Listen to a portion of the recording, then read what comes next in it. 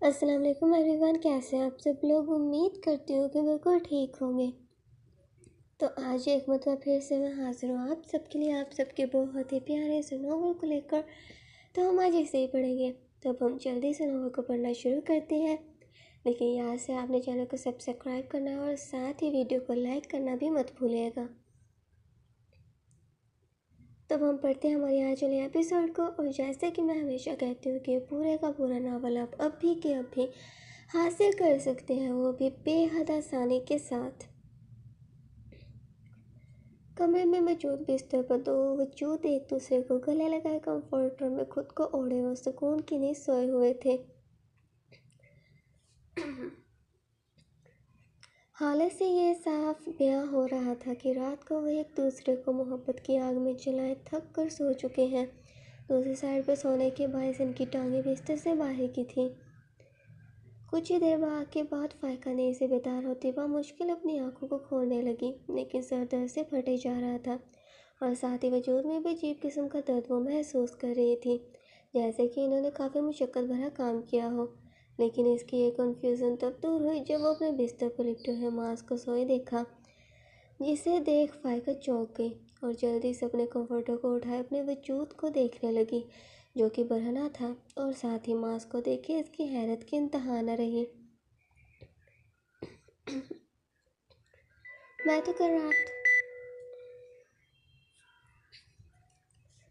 میں تو کل رات کو سڑک پر تھی اور وہ کچھ لڑکے میرے ساتھ بدتمیزی کر رہے تھے، لیکن پھر کیا ہوا جو معاذ اور محض نے ہی تو مجھے باتیں سنا کر نکالا تھا گھر سے باہر، لیکن اب یہ کیا ہے؟ بستر پر بیٹھے وہ خود سے سوال کیے جائے۔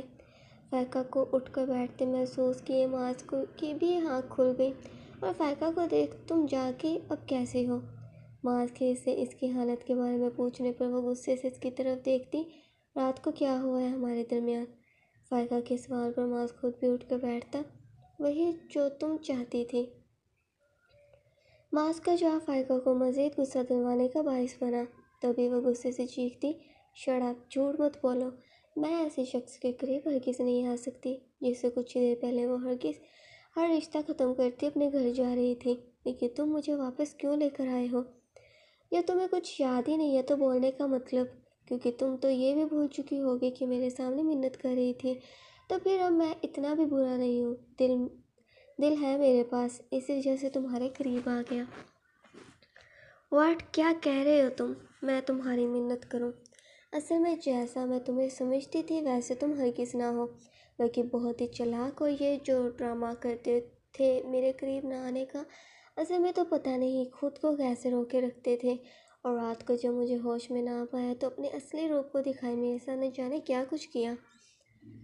اف، میری کمر کتنی درد ہو رہی ہے۔ فائقہ ایک ہی سانس میں معاذ کو برا بھلا بول گئی، جسے سنے معاذ بھی کھڑا ہوتا۔ اپنی بکواس کو بند کرو، اگر ان سب چیزوں کا ہی بھوکا ہوتا تو 3 سالوں سے ریلیشن تھا میرا اور صنم کا، بٹ کبھی ایک کس تک بھی نہ کی تھی ہم نے، اور تم خود میرے سامنے پیش ہوتی تھی تب میں تمہارے قریب نہ آیا، اور تمہارے ہوش میں نہ ہونے کا ہی تو میں نے فائدہ اٹھانا تھا۔ بے فضول کی باتوں کو بند کرو اور جا کر فریش ہو جاؤ۔ اور ریئلی، بس بہت ہو گیا، مجھے تمہارے ساتھ ہرگز نہیں رہنا۔ سیلف رسپیکٹ مجھ میں بھی ہے، تم نے جو کرنا ہے کرتے رہے، لیکن میں یہاں پر اب ایک پل کے لیے بھی نہیں رکوں گی۔ کسی کے دل کو بہلانے کے لیے کھلونا نہیں ہوں میں۔ اپنے کپڑے جو کہ زمین پر گرے ہوئے تھے کو وہیں پر ہی فائقہ پہننا شروع ہو گئی،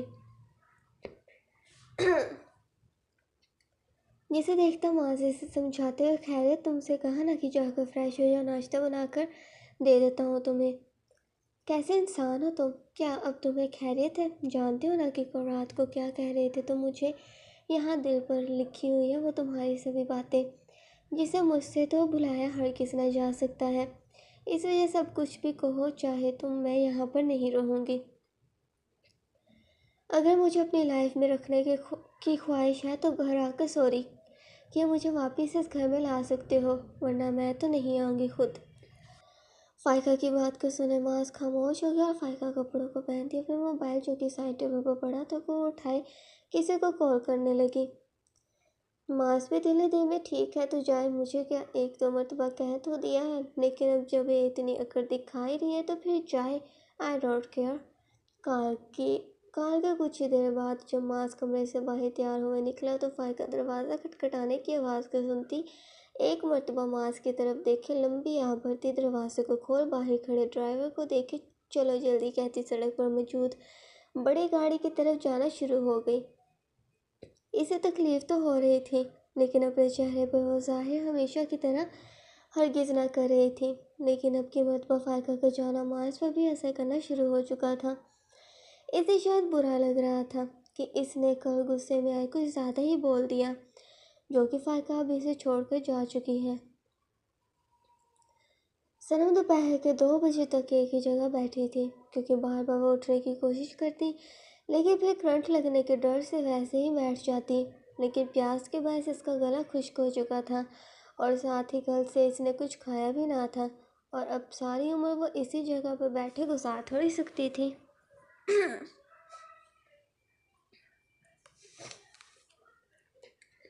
اسی وجہ سے آخر وہ ہمت جٹاتی اپنی بازو کو دوسرے ہاتھ سے پکڑے آہستہ سے اٹھ کر کھڑی ہونے لگی۔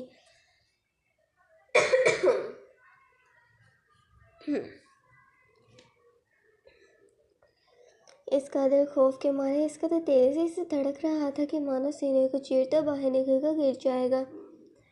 ہمت کیے وہ کھڑی ہونے میں کامیاب ہو گئی۔ آہستہ آہستہ قدم بڑھاتی وہ کمرے کی جانب جانے لگی تاکہ وہاں پر وہ پانی پی کر بیٹھ سکے۔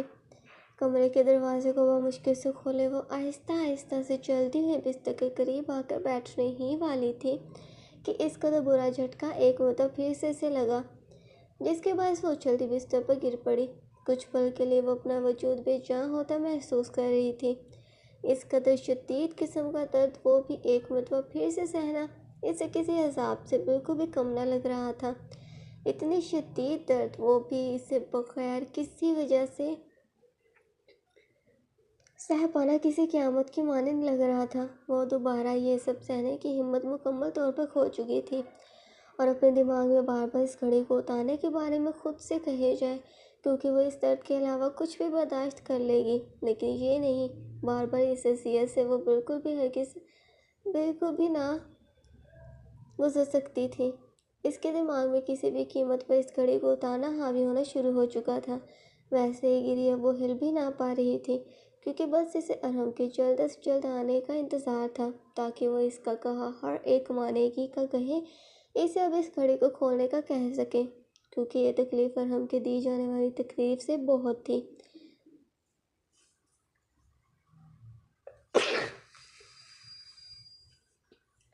بے شک ارحم اپنا شوہر ہونے کا حق زبردستی حاصل کرتا تھا، لیکن اس میں اس کی جان جانے والی تکلیف تو نہ ہوتی تھی۔ وہ پختہ ارادہ کر چکی تھی۔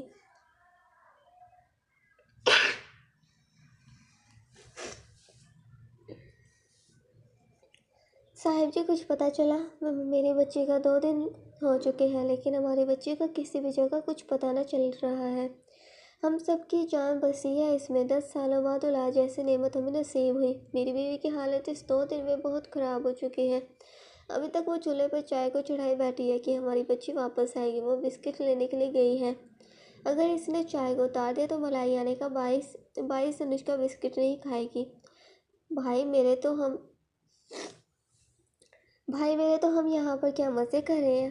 حد ہوتی ہے، آج کل ہر روز یہی کیس آئے جا رہے ہیں ہمارے تھانے میں کہ روز ایک بچی غائب ہو جاتی ہے۔ اب ہم ڈھونڈ تو رہے ہیں، اس پاگل آدمی کو نہ جانے کیا کرتا ہے یہ ان ننھی جانوں کے ساتھ، کیونکہ ابھی تک باڈی تو صرف ایک بچی کی ہی ملی ہے۔ بس دعا کریں کہ آپ کی بچی اس کے ہاتھ نہ آئی ہو، بس وہ سیف ہو، ہم ڈھونڈ لیں گے اسے۔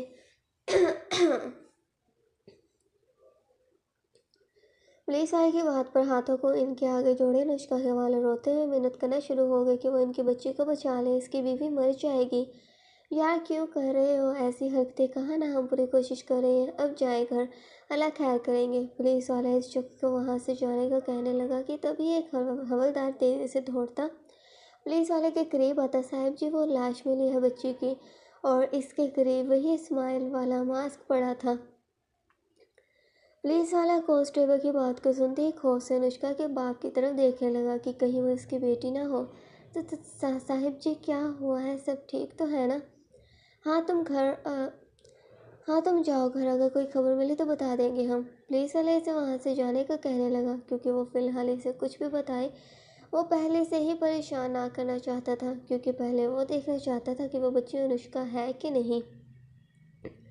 انوشکا کے والد روتے ہوئے وہاں سے چلے گئے اور پولیس والا کانسٹیبل سے تفتیش جانے لگا۔ جی